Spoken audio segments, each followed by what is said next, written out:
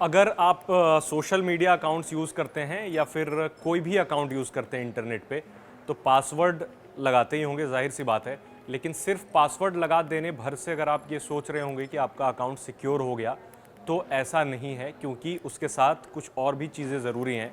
आप गेस कर रहे होंगे कि आपको स्ट्रॉन्ग पासवर्ड की ज़रूरत होती है। वो तो होती है, क्योंकि जब सबसे ख़राब पासवर्ड की लिस्ट जारी की जाती है तो उसमें भारत पहले नंबर पे होता है, क्योंकि यहाँ के लोग ज़्यादातर पासवर्ड ही रखते हैं, या फिर 1 2 3 4 5 6 रखते हैं, या फिर आई लव यू लिख देते हैं, या फिर अपने लव्ड वंस का नाम लिखते हैं। तो मोस्टली ये तो होता ही है। इसके बारे में मैं कई बार पहले भी बात कर चुका हूँ।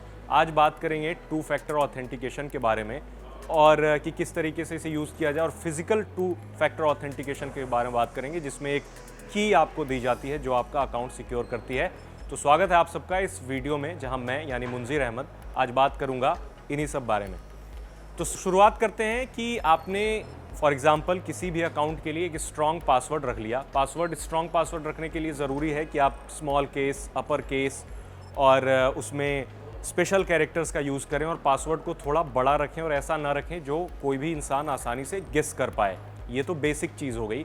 अब थोड़ा सा एडवांस्ड अगर आपको करना है तो उसके लिए पासवर्ड जनरेटर कई टूल्स आते हैं जिन्हें आप यूज़ कर सकते हैं। दरअसल वो आपके अकाउंट के लिए या फिर किसी भी अकाउंट के लिए वो पासवर्ड जनरेट कर देते हैं जो आप यूज़ कर सकते हैं। लेकिन एक बात याद रखें कि वो पासवर्ड जनरेटर टूल जो होते हैं वो थोड़ा सा कॉम्प्लेक्स पासवर्ड बनाते हैं, जो कि शायद आपको याद ना रहे। एक चीज़ तो ये हो गई, आपने स्ट्रॉन्ग पासवर्ड बना लिया। दूसरी चीज़ ये होती है कि ज़्यादातर ऑनलाइन अकाउंट्स में आजकल 2 फैक्टर ऑथेंटिकेशन की सर्विस मिलती है, जिसे आप इनेबल कर सकते हैं। 2 फैक्टर ऑथेंटिकेशन भी 2 तरीके के होते हैं। एक तो होता है कि आप वर्चुअल 2 फैक्टर ऑथेंटिकेशन यूज़ कर लें, एक होता है कि आप फिजिकल 2 फैक्टर ऑथेंटिकेशन के लिए एक सिक्योरिटी की यूज़ करें। तो वर्चुअल की पहले बात कर लेते हैं। उसमें ये होता है कि मोबाइल नंबर आपने डाल दिया, तो अगर आप पासवर्ड डाल रहे हैं तो उसके बाद आपके फ़ोन पे एक कोड आता है, जो कोड आप डालेंगे तो ही आपका अकाउंट लॉगिन हो पाएगा। एक ऑप्शन ये हो गया। दूसरा ऑप्शन होता है ऑथेंटिकेटर का। ऑथेंटिकेटर गूगल का एक ऐप है ऑथेंटिकेटर, और भी कई सारे ऑथेंटिकेटर हैं, तो उसमें ऑथेंटिकेटर भी ऐड करने का ऑप्शन होता है। ऑथेंटिकेटर में क्या होता है कि आपने अकाउंट से अगर ऑथेंटिकेटर को लिंक कर दिया है तो आप अकाउंट में पासवर्ड डालेंगे, उसके बाद आपको ऑथेंटिकेटर ऐप में जाना है। वहाँ पर उस अकाउंट के लिए फॉर एग्जांपल लेट्स से आपको इंस्टा का करना है, तो कुछ सेकंड के लिए ऑथेंटिकेटर में इंस्टा का कोड जनरेट होता है, और पासवर्ड के बाद आपको वो कोड फिल करना होता है, तो आपको अकाउंट का एक्सेस मिलता है।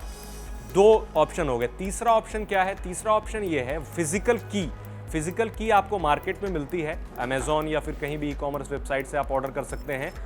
UDF की कहा जाता है, U2F भी कह सकते हैं, और भी कई नामों से बिकती है। बेसिकली 2 फैक्टर ऑथेंटिकेशन की होती है ये। तो उसमें क्या होता है कि आप फॉर एग्जांपल फेसबुक या जीमेल अकाउंट यूज़ कर रहे हैं, तो उसमें आप ऑप्शन देखेंगे 2 फैक्टर ऑथेंटिकेशन वाले में, तो एक फिजिकल 2 फैक्टर ऑथेंटिकेशन का होगा, यूज़ योर की।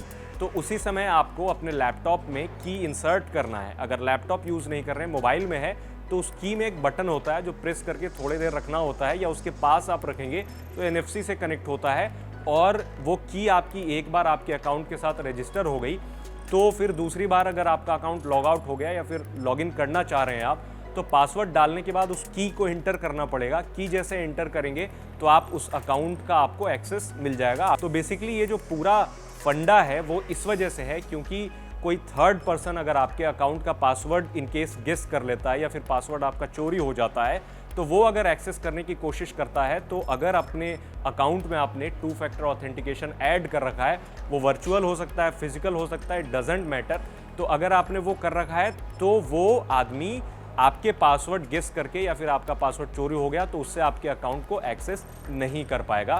तो ये छोटी सी जानकारी थी, तो मुझे लगा कि आपके साथ शेयर करनी चाहिए।